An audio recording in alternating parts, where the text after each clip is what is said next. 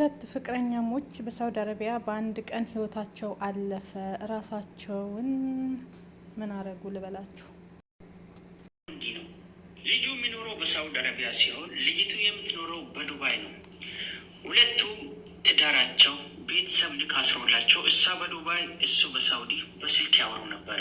መካከላቸው ምንም ጠብና መጥፎ ነገርም አልነበረም። የዱባይን ሴት ታውቃቸው የለ ትንሽ ወጣ ወጣ ማለት ያበዛሉ። ፓርክና ሰርግ ያለበት ቦታ አጠፋም።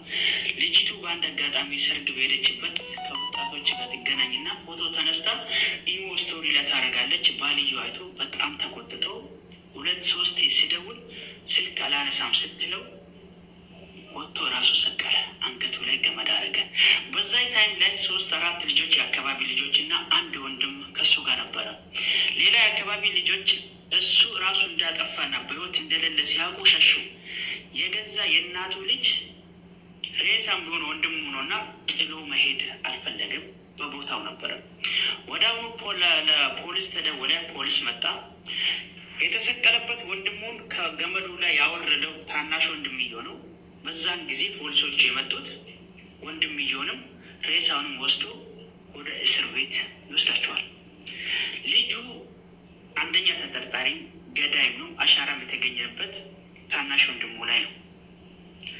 አሁን በዚህ ሁኔታ ውስጥ ታናሽ ወንድምየው የሞተ ሞቷል። እሺ፣ ታናሽ ወንድምየው በሳውዲ አረቢያ በእስር ቤት ውስጥ ከባድ ጊዜ እያሳለፈ ይገኛል፣ እየተቀጠቀጠ። በሱ ብቻ አላበቃም። ልጅቱ ባልዩ መሞቱ ስታረጋግጥ ከ2 ቀን በኋላ በሶሻል ሚዲያ ሰዎቹ ሲቀባበሉ ስታይ እሷን ወጣ ራሷን ታጠፋለች። በዚህ መካከል ለማን ነው የተጎዳው? የልጅቱ ቤተሰብ፣ የልጁ ቤተሰብ። በህይወቱ ደግሞ በሳውዲ አረቢያ ላይ በአሁኑ ሰዓት በእስር ቤት ውስጥ ነፍስ አጠፋ ተብሎ እየተቀጣ ያለው ልጅ። እስቲ ከዚህ ሁኔታ ውስጥ ምን ተማራችሁ? እኔ በጣም አሳዝኑኛል። ባይዘወይ ልጅቱም ልጁም የጅማ ልጆች ናቸው። የእውነቴን ነው የምላቸው። አንዳንድ ችኩል ይሁን ኦቨር ማፍቀር ይሁን አሮን ነው ማለት እንደዚህ ነገር በዚህ ታይም ላይ እንኳን በዚህ ዘመን ላይ መኖሩ ራሱ ግራ የሚገባው ነገር ነው። ብቻ ታሪኩን ያን ይመስል ነበረ። በጣም ወዳችሁ ሼር ኮፒ ልቀርጉስ። ሚስቴ ከሌላ ወንድ ጋር ፍቅር ጀምራለች ያለ ወጣት ራሱን አጠፋ። ጉዳዩ እንዲህ ነው። ልጁ የሚኖረው በሳውዲ አረቢያ ሲሆን ልጅቱ የምትኖረው በዱባይ ነው። ሁለቱም ትዳራቸው ቤተሰብ ልክ አስሮላቸው እሷ በዱባይ እሱ በሳውዲ በስልክ ያወሩ ነበረ። በርና ዋናው በር አንድ ነው። የሉም ትለኛለች። እንዴት የሉም ሳይ የመሰለኝ ቆሻሻ ሊጥሉ ወጥተው ሲመለሱ እመቤቴ ድራማ እኮ ነው ሳስበው ስቃለሁ። ሲመለሱ የቤት ቁጥሩ የጠፋቸው ነው የመሰለኝ እና ኧረ አትቀልጅ ፓስፖርቱ የለም ሳይ ቁም ሳጥኑ እንዲህ ፊት ለፊት ክላሳችን ክፍት ነው። ፓስፖርት ስናይ የለም እንዴ ስልኩ የለም። ለዛ ነው እንዴ እንዴት አብረው ሊወርዱ እንዴት የሉም? የሆነ ተምታታብኝ፣ የሆነ ብዥም አለብኝ። ከዛ ቁጭ አደረኳትና ህፃኗን ሰውም ነበር አንድ የኤርሚ ጓደኛ እሱም ነበረ። ወረድኩኝ። ከዛ ስንወርድ እኔና መሳይ ተከታትለን ወረድን። ቤቱ ከጠፋቸው ብለን ማለት ነው። ስንወርድ የሉም። አስፓልቱ ድረስ ሄድኩኝ። ለምን ሌት ሆነን እነሱ ከሄዱ እኔ ቆይቼ ነው የወረድኩትኝ። እኔ ከዛኛው ክላስ ቁጭ አሉ ነው የመሰለኝ። ነፍሶቼ ቁም ሳጥኔን ከፍተው ያስቀመጥኩትን ብር ይዘው፣ ያስቀመጥኩት ድርሃም ነበረ ያስቀመጥኩትን ብር ይዘው፣ አንደኛዋ ስልኳንና ፓስፖርቷን፣ አንደኛዋ ፓስፖርት ብቻ ነው ፓስፖርቷን ያስቀመጥኩት። እኔ ዝም ብዬ ብርም እንዲህ ነው ፊት ለፊት ቁጭ የማደርገው የተቀመጠ ብር የስራ ብር ማለት ነው። የኔ ይዘውት አሸሸ ገዳይ ብለዋለኝ። እኔ በነገራችን ላይ አንላቀቅም። በደንብ አድርጋችሁ ስሙ። እመቤቴን የመጨረሻ ነው የከፋኝ ማለት መጥፋታቸው ምናምን አይደለም። በዚህ አጋጣሚ እንገራችሁ መጥፋታቸው አይደለም እምነቴ መበላቱ። በዛ ላይ እኔ አሁን ያለውበት ሁኔታ ያለው ታዘን ላይ ነው አይደል ያለውት። እንዴት ብዬ ወደ ስራ ልመለስ እያልኩ ከራሴ ጋር እየተሟገትኩኝ ብድግ ብላችሁ እኔ ቀና ልብስል እንዲቋ የእውነት ምን አድርጋችሁ እንዴ አልኩኝ። የሆነ ሰዓት ላይ ቁጭ አልኩና ይሄ አመት ለኔ አመት ይሄ ብር እሷን እስኪ ይጥቀማት ወይም የያዘችው ፓስፖርት ከምን ያድናታል? አንቺ ላኪልኝ። ምን የተቀመጠ ማለት ነው ያለሽ አንቺ የተቀመጠ ብር ማለት ነው። የኛ የስራ ብር ታውቂያለሽ። ከፓስፖርት ጋር አድርጌ ዝም ብዬ ቁም ሳጥኔን ከፍተው ነው 15,000 ድራም ነው ይዞት ሄዱ። ሃይሚ ላኪው ካንስሌሽን እናንትን ላኪ አሁኑን አውጥተን ብሎክ እናርጋቸው። ምንም ርህራሄ አያስፈልግም ለእንደዚህ አይነት ሰዎች። አይደለም 15,000 1 ድርሃም ያለ ፍቃድሽ ሳጥንሽን ከፍቶ ለሚነካ ድርግም ነው ማድረግ። ሳሪ እኔ ልንገርሽ፣ እኔ ቤት የመጣችዋ ካላይን ያመጣኋት ልጅ ራስ አልኬማ ኬዝ የነበራት እዚህ ጋር ስታለቅስ የነበረው ለቅሶት እዚህ ልሻል አይደለም። ምን የምታክል ሴትዮ ቤቴ መጣች። አስገባው ወረቀቷን ሞከርኩ። የሚያወሩት ወሬ ስለሷ ያቅለሸልሽሻል፣ ደላሎቹ ማለት ነው። ቢሆንም በቃ እንዳይሰማት ብዬ መቼም እንደው የተጣላ ሰው የሚያወራው ወሬ ነው። ስንት ጊዜ ሙሉ ጸጥ አልኩኝ። ከዛ እህትሽ ምን አልኳት፣ አንቺ ማኔጅ አርጊ፣ በቃ ሰራተኞቹን እዚህ ያሉትን ለስራ መወስዳቸውን እዚሁ ማኔጅ አርጊ፣ የት ይዤ ልሻለሁ በዚህ ሰዓት ብዬ ተውኳት። ቤት ውስጥ ያሉትን ልጆች እንዳለ አሁን ሰብስቤ ያስገባልሻለሁ። ሳሪ ምንድን ነው የሚሉት? ኧረ ከዚች ሴትዮ ገላጊን፣ እኛ የአንቺን ድምፅ ሰምተን አናውቅም፣ እንዲህ የምታደርገን ምግብ ላይ አድሙ ትላቸዋለች። የወጥ ቤቷ ሰርታ የምትሰጣቸውን ይሄን እንዳትበሉ፣ ይሄ እንዲሆነብን በሉ እያለች እማትላቸው ታሪክ የለም። ሲያወሩም ተዋት፣ ትልቅ ሰው ስለሆነች ነው እያልኩኝ ጸጥ ስልልሽ ቆየውኝና ራሴ የሆነ ነገር በካሜራ አየው። አይኔ ሲያይ አናገርኳት፣ በስሱ በቁጣም አይደለም በስሱ አናገርኳትና አንድ ቀን ይሄ አዲሱ ቤት አሁን ለልጆቹ የተከራየውበት ቤት አጽዱ ብዬ ወሰድኳቸው። ቤት ያሉትን አጽድታ ተዘርግታለች መሬት ላይ። ከዛ እስኪ አንዴ ምን ሆንሽ እላታለሁ። አመመኝ። በቃ እንዲያውም ካመመሽ ብዙ ነገሮቹም ስላቃቱሽ ሌላ እንኩ ስላቃተሽ እንትን በይ፣ ቦታ አፈላልጊና የሚመችሽ ቦታ ሂጂ።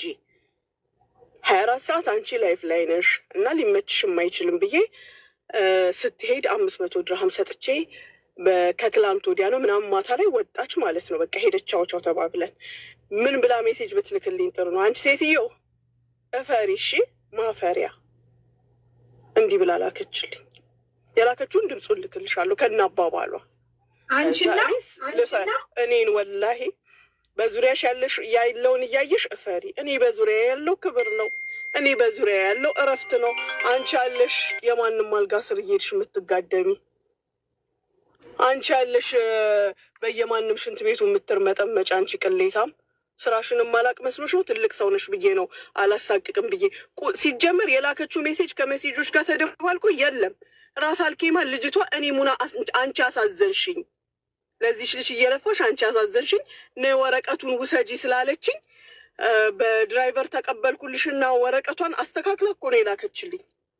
እሱን ስትልክልኝ ጊዜ ነይ ውሰጂ ወረቀትሽን፣ እኔም ጋር ሆንሽ አልሆንሽ ነይ ውሰጂ ለማለት ነው የእሷን ቁጥር ፈልጌ የገባሁት። ማዳም ሳውዲ ያላችሁ አትለፉኝ። ሰላም ናችሁ? እንዴት ናችሁ? ደህና ናችሁ? እኔ ምንም ማለት እኔ ደህና ነኝና ዛሬ የሆነ ነገር ላማክራችሁ የመጣሁት። ምንድነው ማማክራችሁ? ከሰሪ ጋር ተጣልተን ነበረ ማለት ነው። ከሴትዬ ጋር ተጣልተን ነበርና አሁን ሰራተኛ ልታመጣ ነው። የተጣላነው ቆይተናል፣ ግን አሁን ስታወራ ልጁም ነገረኝ። ይሄ ትንሹ ልጅ እኔ አረብኛ አልችልም፣ ገና 6 ወር ነው ከመጣው፣ ግን ትንሽ ቀን ነው የምትቆዩ ልትሄጂ ነው ምናምን አለና ነገረኝ ማለት ነው። ከዛ ደግሞ ባልና ሚስቶች ሲያወሩ ሰማሁኝ እና አሁን በጣም ጨነቀኝ። እሺ ምንድነው የማደርገው? አሁን እዛ ወደ ቢሮ የምታሳፍረኝ ከሆነ እንዴት ነው ማድረግ ያለብኝ? ይሄንን ንገሩኝ። በቃ አሁን የምታሳፍረኝ ከሆነ እሺ እንዴት ነው? 6 ወር እኔ መመለስ አልፈልግም ማለት እችላለሁ አልችልም? ንገሩኝ። እኔ ምንም እውቅናው ስለሌለኝ ነው እና ማምጣቱ አይቀርም። አሁን የሆነ ልታመጣ ነው እና እስኪ የምታውቁ ንገሩኝ። ሳውዲ ያላችሁ አትለፉኝ። ወይ ደግሞ መጥፋት ከተቻለ ራሱ የሆነ በቃ በሆነ ነገር አማክሩኝ ባካችሁ። እንጨንቆኝ ነው ራሱ ዛሬ የመጣሁትና እኔ አሁን መመለስ አልፈልግም። እንዴት ነው የምመለሰው? ገና 6 ወሬ ነው ከመጣሁኝ እና እባካችሁን ሳውዲ ያላችሁ እባካችሁ መጥፋት እንዴት እንደሚቻል ሞይ ንገሩኝ እባካችሁን። አረብ ሀገር ሰው ቤት የምትሰሩ እህቶች፣ እኔ እስከዛሬ ድረስ ብዙ ነገር ስለእናንተ ተብሏል፣ ብዙ ነገር ተወርቷል። ግን በቃ እናንተን ሊገልጽ የሚችለው ይሄ ወንድማችን ያለው አባባል በእውነት አረብ ሀገር የምትሰራ ሴት ደሟን ሳይሆን መቅኔዋን ነው የምትሰጠው ነው ያለው። በእውነት እስቲ ይሄን ቪዲዮ ሰምታችሁ ተመለሱ። አረብ ሀገር ለሚሰሩ ሴቶች ለሁለቱ ብቻ ነው ይሄ የምሰጠው፣ ለሌላ አልሰጥም። ሁለቱ ይለዩብኛል። አስበዋል?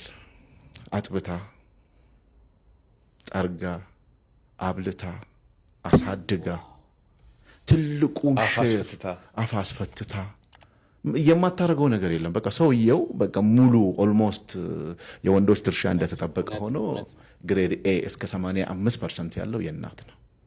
ከዛ ውጪ ደግሞ እነዚህ አረብ ሀገር የሚሄዱ እህቶቻችን በጣም የተለያየ ሀገር ሲሄድ እንዴት አንጀቴን እንደሚበሉኝ አስበዋል? እንዴት ህይወት እንደሚለውጡ አስብ። ከገጠር ተነስታ ስለ ቴክኖሎጂ እና ስለ ቤቱ ማማር ተወው።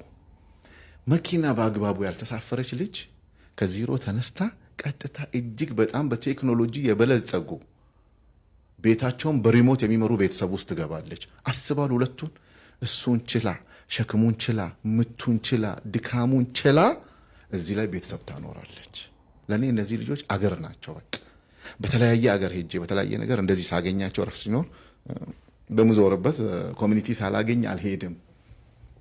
አሁን እንደዚህ ሲባል አረብ ሀገር ነው ያለችው ወይ ፈረንጅ ሀገር ነው ያለው ገንዘብ ላክልኝ ምናምን ሲባል እኔ እውነቴን ነው የምለው የነሱን ይሄ መቅኒ መብላት ነው፣ ደም አይደለም። መቅኒ የሚሰሩ ስራ እንደዚህ ስቀው ቲክቶክ ላይ ሲጮሁ ምናምን እውነት እንዳይመስላችሁ። በጣም በቃ የምር በቃ ወገባቸው ጎብጦ ሲለብሱ ስለሚያምርባቸው ነው እንጂ ስራቸው በቃ እነዚህ እንትን የለውም። ወንዶችም ይሰራሉ፣ የሴቶቹ ግን በጣም ይከብዳል። እረፍት የላቸው ስጠይቃቸው የምር በቃ ሲነግሩኝ ውስጤ ነው የሚረበሸው። አስባለሁ የእናትም እንደዛ ነው። በቃ የእናትም አለቀ እኮ። ለዚህ ነው ሁለት ነገር ላይ አልደራደርም ብያለሁ። ከፈጣሪው ጋር ጥሩ ሪሌሽንሺፕ የሌለው ሰው፣ ፈጣሪውን የማይፈራ ከአላህ ጋር ያለውን ግንኙነት የሌለው ሰውና ቤተሰቡን የማይከፍር ሰው በቃ እኔ ዋይኖት ቢሊዮነር ዓለም መጨረሻ ናት ካላችሁ ሸሸዋለሁ። በቃ እነዚህ ነገሮች ናቸው ህይወት። እዚህ ርዕሱ ቀባሪዎች ይላል።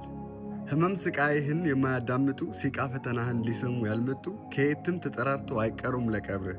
ጭር አይልም አይዞ ይደምቃል መቃብርህ። ለሞት ያብቃህ እንጂ አፈር ያቀምሰዋል። የማትመለስ ቀን ሁሉም ይሸኙሃል። ሩጫህን አይተው ደስ የማይሰኙ በሐሴት ቀናት ወደው ያልተገኙ በሰው እጅ ወድቀህ ስትባል ሬሳ ሁሉም ሰው ይመጣል ዝናህን ሊያነሳ። ተቀብረህ ከቀረህ እድገትህ ካቆመ ሁሉም ወዳጅህ ነው ኑሮህ ካከተመ ይላል ዲያቆን ሄኖክ ኃይሌ 2010። መልካም ቀን ይሁንላችሁ።